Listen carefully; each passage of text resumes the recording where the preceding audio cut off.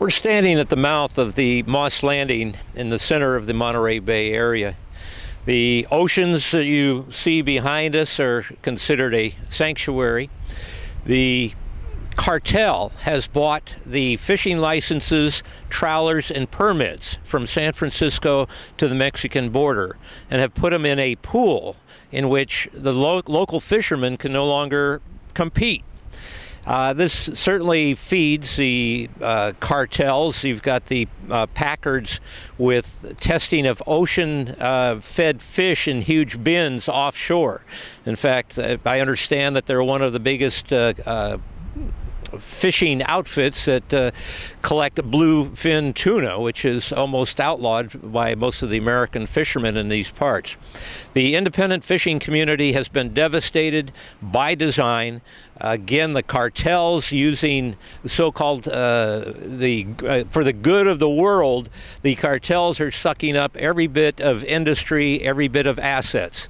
Again, it was Rockefeller and Leon Panetta, sponsored by the Pew. It was a Pew Commission. Pew is Sun Oil. It's always oil, banking, Federal Reserve, intelligence that is taking every solitary thing that the people here once owned. It is relentless, it's ongoing, and the power plant on the other side in front of me is owned by Blackstone, which is owned by Pete Peterson and his vice chair, Alan Schwartzman, a member of the Skull and Bones. These people are relentless and will take everything you got.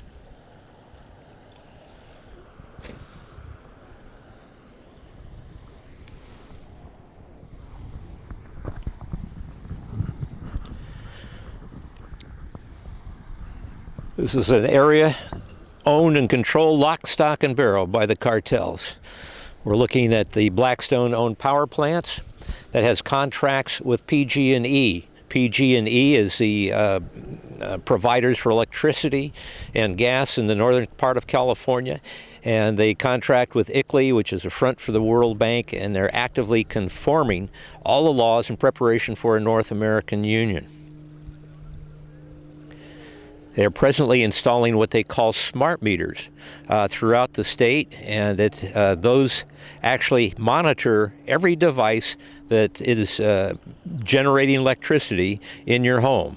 They have the ability to cut off electricity to you as punishment.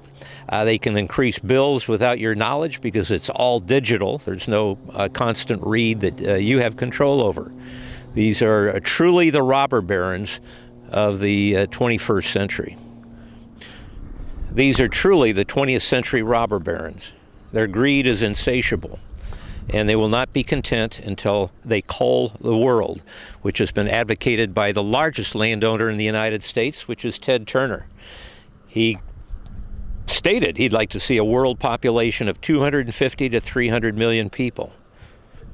Barbara Marx Hubbard, who's an advisor for the Futurist magazine, includes previous World Bank presidents such as Robert McNamara, says that she's a rider of the pale horse death and that they intend to eliminate 1/4 of the world population, and for us not to worry that she's going to do it.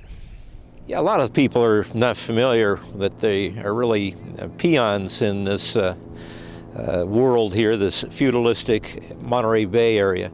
Behind me we have a power plant that was purchased within the year, and it was purchased at a very high price. It had been losing a lot of money, but a premium was paid for it. It was bought by Blackstone. Head of Blackstone is Pete Peterson, who was head of the Council on Foreign Relations for more than a decade. The vice chairman is Alan Schwartzman, a member of Skull and Bones. A little more to the right, there's a marine experimental program going on by the Packard Foundation. And David Packard was an initial member of the Trilateral Commission with Brzezinski and David Rockefeller. Most of the lands around here are purchased by the Land Trust.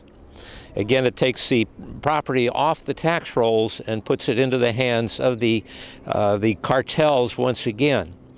And they have the ability, under their contracts, to convert it to any of their commercial purposes later on after they do the culling and they get rid of the useless eaters and the people that they consider, that Prince Philip and other people consider ants and in the way.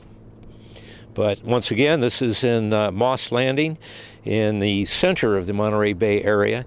The Monterey Bay area itself is considered a sanctuary. Leon Panetta was part of the Pew Ocean Commission, together with David Rockefeller Jr., advocating that the oceans be turned over to the United Nations. The people are being stolen of their country and their lands, and the coup d'etat is active and ongoing.